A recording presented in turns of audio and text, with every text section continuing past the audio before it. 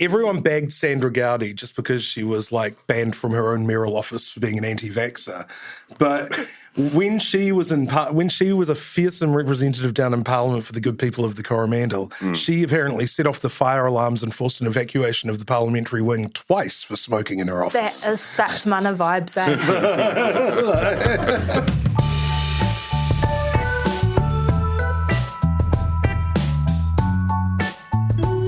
Tēnā koutou katoa. This is Gone by Lunchtime. It's August the 23rd, 2023. There are somewhere between 50 and 55 days to go till the election. I don't know how many. You can Google it. Kia ora, Annabelle Mather. Kia ora. Kia ora, Ben Thomas. Morena. Kia ora, Sam Robinson, who's making us sound so sweet. In just a few days, we are going to be in Christchurch live on stage for Gone by Lunchtime at Word Christchurch Festival. I'm really, really looking forward to it. You guys are looking forward to it? Christchurch is looking forward to it. The whole of Christchurch. Christchurch is on the edge of its seat. We'd love to see you there. I think there are still a few tickets available. Apparently it's selling pretty well, which is nice. Sold out months ago. I don't think it's sold out, but, Pretty sure. in the secondary market, there's probably, buy or sell outside the Piano Theatre on Sunday. Hey, holding forth on the shores of the Avon, not the only thing that we have in common with one William Shakespeare. Oh, interesting. Nice. This is the kind of banter that you can expect on Sunday afternoon in Christchurch. Literary, lots of references to books And rivers. and things. Now, there was a poll out on Monday, what's it called now? The Varian, formerly Kantar, formerly Cold My Brunt poll for One News. Sounds very trustworthy. Varian. Do you think there was a report and, a PR company was paid $50,000 to come up with the name Varian? I would hope that Kantar, the previous name, that they polled it. Yeah. They polled it. I guess they were. Varian, yes, like very is good. We're like very, verity. It's all, Yeah. trustworthy. Anyway, often we're chastised, rightly, pundits generally, for obsessing on polls and, reading too much into one poll or whatever.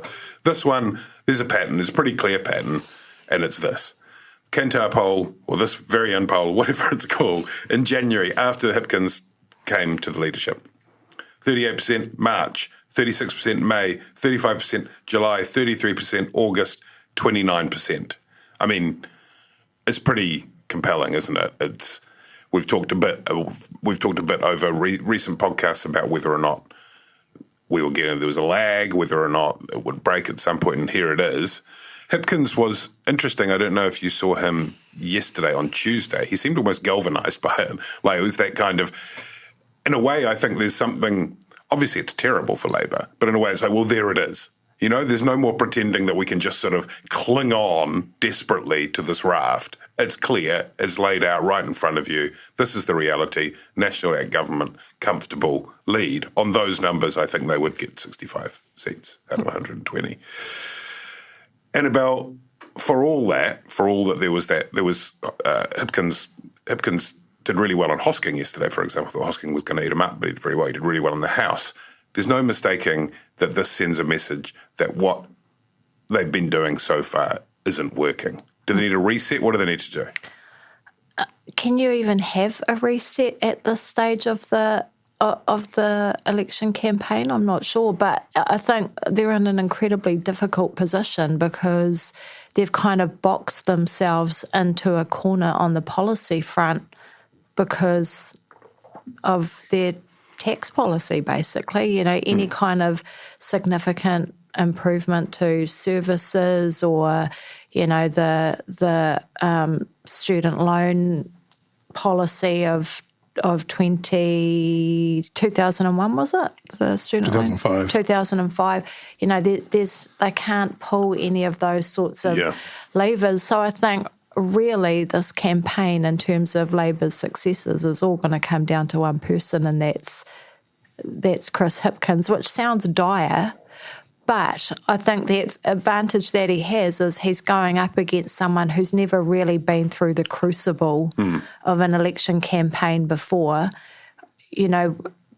Luxon is very much untested in terms of how he would perform in the leaders' debate and all of those sorts of things. So, I mean, I'm not at reset. I'm not sure what that would look like at the moment. It seems like their policies are quite reactionary, and that's kind of getting them in more trouble. I think maybe if they just stuck to their own game plan and maybe looked at some of the smarter things that we see National doing, like, what's an example, the cell phone thing. Like, there's some nice little policies that you can pull out when you don't have money, but it's just making sure that they make sense and also, arguing your point, being persuasive instead of putting something up, having it criticised, then panicking and pulling it back off the table again. Yeah, and I think one of the things that when you read it out like that, because you always look at the trend in polls as opposed to individual polls, and when you lay out those results like that, you see that it isn't sort of the sudden breaking of the dam. There actually has been a trend throughout the year. Now, in a way, it's a little unfair on Hipkins that people point out, well, he's lost 9% since becoming leader. At the same time, there was a bump in the polls when he did become leader. Sure. He brought, I think he added about 6 or 7%. So, let's not forget, all that he's done. But I think it's a lot more simple than, looking at sort of this patchwork of events and Kerry Allen and Michael Wood and GST. Instead, I think the story is, and you saw this with his, very high personal ratings. He came in and he's still, the very high ratings of people who said they trusted him, the very low number of people who said they didn't trust him, very good personal metrics. And I think he came in as a credible figure, COVID minister, known to the public, but not with the baggage of Ardern. He said we're going to focus on the cost of living, which has been the vastly dominant, issue for the last year and a half, still is. He went bread and butter hard. Bread and butter, like that. Policy bonfire of all of that excess nonsense, all that woke stuff that nobody cares about. And, and people believed him, right, because of, his personal characteristics and his reputation. But now we're 7 months on, petrol is back up to $3. The excise discount was removed and there's, other geopolitical factors that's going up. Inflation has slowed, but, prices haven't gone backwards. And people's mortgages have been, coming off those very low fixed rates and fixing at higher rates. I think that's a real biggie, eh? Yeah, and things are getting harder for people. And what and now, for obvious reasons, people are less inclined to believe that Chris Hipkins is going to help them with the cost of living because the cost of living is not going down. Now, that's the danger of being the incumbent. The advantage of being the incumbent is that you can do things like 25 cents off petrol.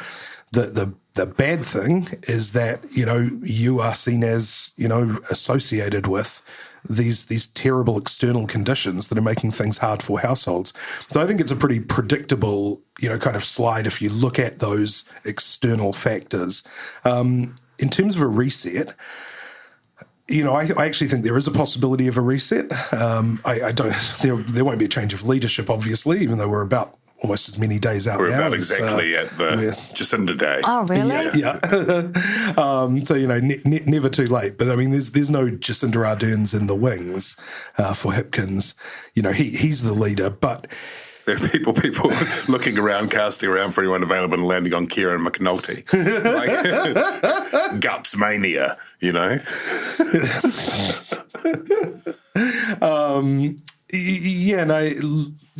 reset, I think, is more likely to come in the form of, right now they've been running this line of there's no money left, it's very tight, there's no room for big promises.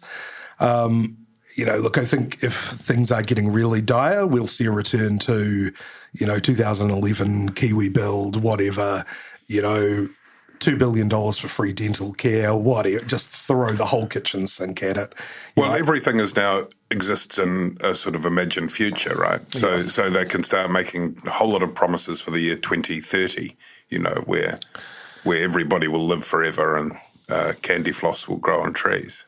But even beyond that, I think Yeah. There's also a risk for National, right, which is that right now National have got it all over Labour in terms of, the disappointment, I think, in terms of GST off fresh fruit and vegetables as a supposed game changer for cost of living, $4 or whatever a week. That's, just totally wiped off, a number of times over by the increases in petrol since the end of June, wiped off by the 12-cent petrol tax increase that Labour announced as the government in their transport policy statement there last week, wiped off by mortgage rates, that sort of thing.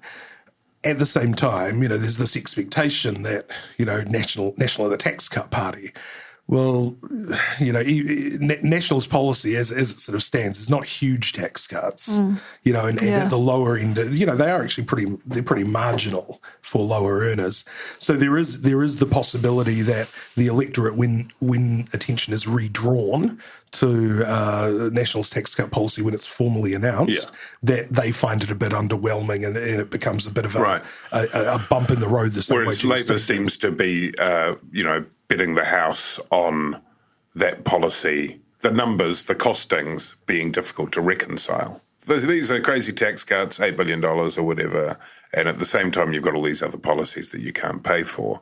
It's interesting, I thought, Annabelle, this week as well, Chris Hipkins, quite deliberately, both in his interviews and in an email to supporters, cast Labour as the underdog, which I think goes to the point you make a bit, Ben, in terms of trying to almost, by a trick, cast incumbency on the other lot, So if you can apply the pressure on National, and I think it's probably fair to say that, in a campaign that starts changing a bit, and there'll be a different kind of pressure, but you can then say, yes, these are serious times, there's choppy waters where the circumstances that the country faces and this untried lot, blah, blah, blah. It just feels a bit Hail Mary at that point, doesn't it?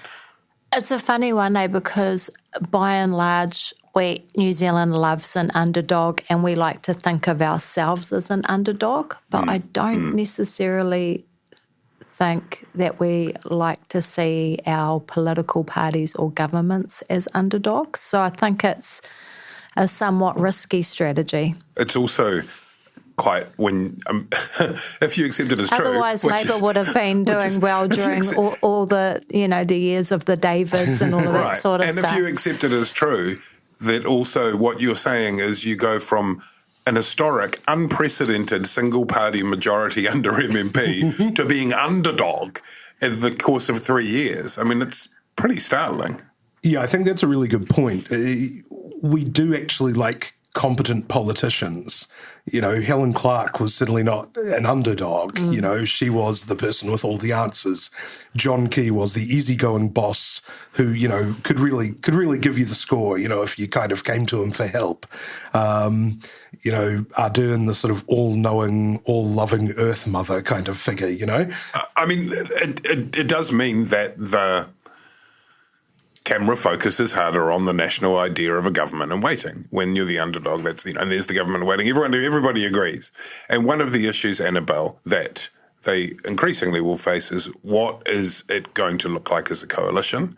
National obviously needs to avoid a few things. They need to avoid some scandal breaking, which is out of their control. They need to avoid Christopher Luxon falling into another trap of malapropism or mistaking his policy. Megan Woods was on ZB this morning saying that, everywhere you look, Willis was around with a cleanup kit behind Luxon, which just made me think, actually, that hasn't happened for a long time.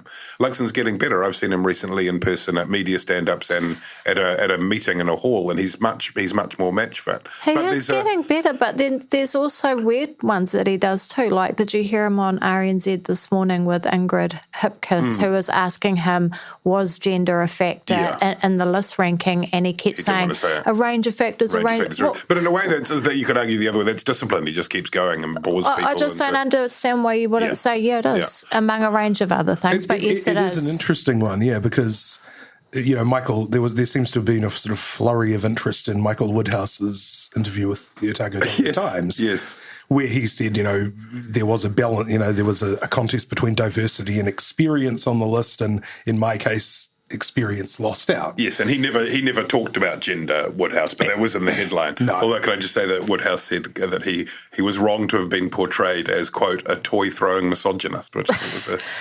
I thought he tried to be quite measured in his comments, but it's probably discretion would have been the better part of valor and, the immediate aftermath of the list ranking, given that he is still going to be campaigning as a candidate. It is not for the crowd to judge the bloody dusty man. Oh my God. That's true. Full credit to Woodhouse for not pulling out that Roosevelt quote. Was it Roosevelt quote? Toby, sorry I interrupted you earlier. What was your question about? Who can say? Who can say? On the Woodhouse thing, just quickly, and then I'll come back to the point I was going to ask you about. It did cross my mind that was pretty badly handled one way or another. There was some suggestion, Audrey Young, you wrote this week, that actually on the poll this week he would have got on the list ranking he was offered. Woodhouse has said he had a 45% chance, but it wasn't. But back in the day, Wayne Eagleson would have been just knocked on his door with a bottle of wine and said, let's have a conversation about the future of New Zealand. That was a bit messy, wasn't it? I look at Michael Woodhouse and I just think, all the years of discrimination that he's suffered through, and this final insult. It's just too much, and at some point you just have to make a stand and be like, no more, will you discriminate against my people? So much respect. It's beautiful. Yeah, I thought he actually summarised, some of the factors about the list pretty well. If he said, it's experience versus diversity, if you're talking about a one-on-one matchup between Agnes Lohene and, or Maureen Pugh and Michael Woodhouse, well, it's pretty easy to see. Competence isn't coming into that contest. This is you're really talking about time served versus intangibles. So, I think Woodhouse said that the reason that he sort of ultimately withdrew was because it was clear that he wasn't being lined up for a cabinet spot or as speaker. Fair enough. He did his time as minister. I think he had about, what did he have, 4 or 5 years or something? Years, That's fair enough. He was an okay minister. Is he shadow leader of the House at the moment, I think? Yeah. So he was a reasonable minister with the portfolios he had in opposition. He probably would have thought that he was kind of lined up. The other issue he brought up was the lack of experience in terms of ministerial experience in the National Caucus. There is a bit of a deficit there. Todd McClay, Paul Goldsmith, Louise Upston. They've been ministers before. Jerry Brownlee likely to be speaker. Brownlee's been a minister, but he's likely to be speaker. Judith Collins obviously has been a very experienced minister. Very experienced. A lot of talk that she's being lined up for foreign affairs, so sort of won't be kind of around as much. Not in the country. And, none of these sort of guys like, kind of Bill English or Tony Ryle or Nick Smith who, were really around to kind of set up the institutions, and set up the offices and kind of let everyone kind of know how to deal with the public service that the Key government had. The Ardern government didn't have anyone along those lines. They only had they had David Parker, but he was sort of, off to building his own mind palace. And, and that really handicapped them, throughout their time in government. And so, that is an issue for National. They've got some very experienced staffers who are, people like Chris Bishop and Nicola Willis who, worked very closely on that sort of, so-called machinery of government kind of stuff. But, look, the lack of experience is an issue, and if they're not very conscious about it, it could be more of an issue. Can I just say, just looking at the national list, that if anybody has the right to feel hard done by, I feel like it's Dan Bidwar, who's ranked at 60. This is a really smart, Harvard-educated Māori man who has worked really hard in the electorate, obviously got beaten by Shannon Halbert last time, but, are really deeply committed to national. And he's at 60. He's going to win, though. He's going to be. But Harete Hipango is at 31. Yeah, but I think she's 29 places ahead of him. This is someone who has had so many and that's where you fumbles get this, and bumbles. That's where you get this kind of, the terrible word optics, but it's designed so that they could say in the press release 21 of 40 women. Yeah, and Harete obviously has no chance of winning Te Hauru, whereas Bidwa, I think, there is that cluster of MPs, Bidwa, Simon O'Connor, Joseph Mooney, and they're listed alphabetically. You can tell it gets to a point where they've become alphabetical. And essentially the gauntlet is just there saying, you got to win. If you don't win the electorate, we don't want you here. Because the swing required to win the seats would be North Dakota's winnable. If you don't win it, you don't get a seat. I wanted to ask you about another member of the likely cabinet in the post-election period, should these polls bear out, Annabelle, which is the Deputy Prime Minister, David Seymour. In terms of the vulnerabilities that National faces in what remains of this campaign in the 50-whatever days, David Seymour making jokes may be one of them. What are your thoughts on that quote-unquote joke, which was about a fantasy, to quote, about Guy Fawkes heading across to the Ministry of Pacific Peoples, and also what risk that poses for National's case for government? Well, obviously it was in really poor taste, and it was beautiful to see Sua deliver his valedictory speech yesterday in full Samoan. Chef's kiss. Absolute chef's kiss. It's a terrible joke. It's completely inappropriate. But more than that, he would, if he could try and make a righteous argument that it's just a joke, except that when Te Pāti Māori made a joke about him and putting some seeds in his poisonous seeds in his drink or whatever, he spat the dummy big time. So he demanded an apology, if I recall correctly. Yeah, he did. So it's just it's just inappropriate for someone who wants to be in a significant position of power after the election. It's interesting because Seymour's such a smart guy, but he does really sloppy stuff like this, and it's almost like when the mask drops sometimes, and we see that kind of distasteful humour pop out. What was your other question? Just in terms of the level of risk, I guess, in the run, and Labour is clearly, again, as far as their resetting and being the underdog, they're going to start talking more and more about the ACT component. Yeah. And it would be a strong component on this polling, more than a quarter of a caucus, and whether or not it represents a much harder right government than New Zealand's contemplate when they look at Christopher Luxon and Nicola Willis. Well, I feel like that conversation has been already happening for a long time, and it doesn't seem to be swaying voters very much. I think, obviously incidents like the Guy Fawkes joke might give people pause to think, but if we look at the polling, it doesn't seem to the way Seymour has been communicating about issues like that doesn't seem to be a problem. I was interested to see Luxon kind of dampen down ACT's policy about, I can't remember the specific name of it, about treaty principles. The treaty referendum, the referendum on treaty principles. Yeah, dampening that sort of stuff down. And I feel like Luxon, having taken quite an anti-Māori approach in terms of ruling out Te Pāti Māori very early and that sort of stuff, he seems to be stepping away a little bit from that and getting back into leaning into the national Māori relationship of old. I feel like the National Party, they like dealing with groups like the Iwi Leaders Forum. They like working on those sorts of issues like whānau order and settlements and that kind of economic stuff.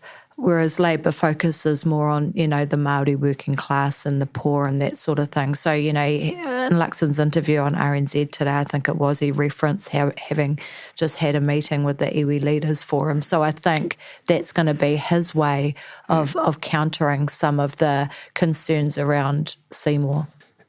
Yeah, I mean, I still don't think there's that air of kind of coalition of chaos around ACT. Yeah. They still are seen as a very stable caucus. When they released their list, the people who left, there were no Woodhouse-style interviews. No. I think, guys like James McDowell, who sort of slipped off the list, just sort of said, it's been a great honour to be an MP. Catch you later,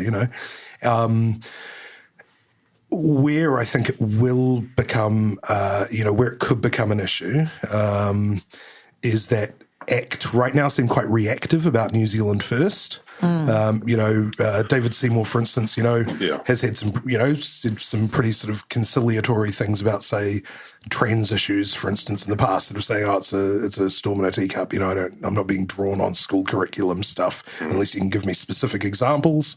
There was a widely circulated clip from the platform where he said something like that. Now Winston Peters is talking about toilets and bathrooms or whatever, and so suddenly this ACT podcast is about women-only spaces, and I think they are getting drawn into being a bit more reactionary on these, culture war, whatever issues, and that has the risk of drawing Luxon in, and he's been pretty clear. I'm not talking about bathrooms. I'm not talking about genitals. Handled that really well. Yeah, that's not where the centre is. That's not what this election's about. So let's see where it goes.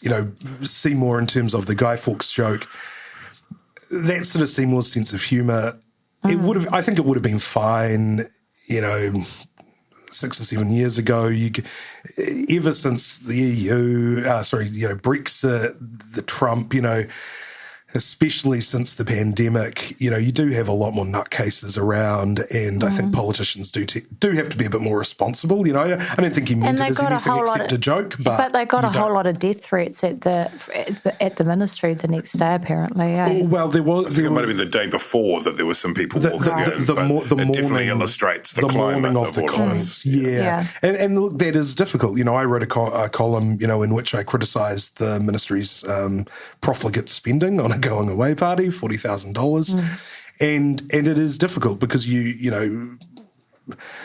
that's a ministry where the budget, and this was something that William Seo talked about. I saw William Seo talked about in his speech. That he was talking proudly about the Pacifica strategy, but that translates in the sort of new public service kind of sphere into kind of tripling the budget of this ministry, tripling the number of staff.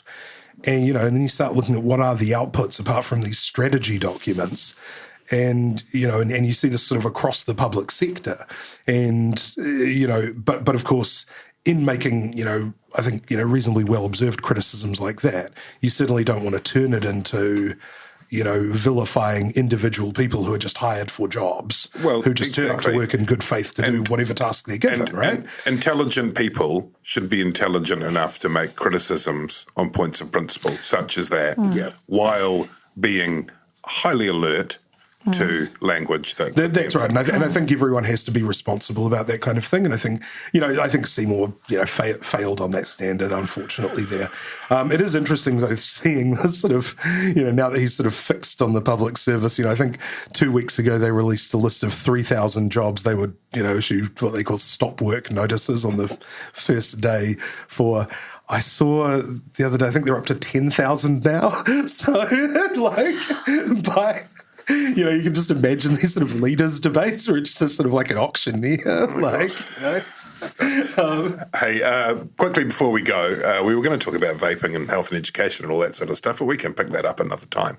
I think we need to get out of here. Annabelle, quickly before we go, the Te Pāti Māori announced its list on Sunday, I think it was, and the headline in that was a 20-year-old. We've maybe touched on briefly in this podcast before, Hana-Rawhiti Maipi-Clarke, who that's 4 bits of name, but it's also the last 20-year-old, fun fact, to be in the New Zealand Parliament, also had 4 bits to their name. It was James Frederick Stuart-Wortley, as everybody knows, in 1853. Wow. That would be quite a big thing, right? Like the first 20-year-old, I think not quite the youngest. I'm not absolutely certain when her birthday is, but that's quite a big deal, right? Like to have a 20-year-old potentially in Parliament. On current polling, she'd be there. It's a huge deal, yeah. I mean, it would make her one of the youngest parliamentarians in the world, I'd imagine. So, if it comes to pass, I'm sure she'll be the subject of a lot of, press interest all around the world, which is pretty cool because, if you want to have a rangatahi Māori being represented, then Hana is the perfect person. Great to see some youth in our parliament. We don't want to end up like what's happening in the US where, you've literally got old people freezing up and, you can't make appointments and stuff because the person who's supposed to be the head of a committee is on sick leave for 6 months and all that sort of crazy stuff that's going on over there. I do hope that they put some robust measures in place to keep Hana safe. Parliament's a difficult place for everyone, but particularly for wahine Māori and probably even more so for young wahine Māori. But I'm excited to see what contribution she could make. She would need some support of some experience as well, and perhaps if she's looking for an executive assistant, Michael Woodhouse would be. That's such a great idea. I feel like Parliament would be the most horrible place for a 20-year-old to be, but, everyone should follow their bliss. I mean, but, looking forward to, some kind of clickbait, headline like, want to feel old? Chloe Swarbrick was just okay boomered in the house. That's right. Perfect. On that note, thank you all for bearing with us. Thanks, Annabelle. Thanks, Ben. Thanks, Sam. Thank you, members, especially. Love you very much, and hope to see some of you in Christchurch.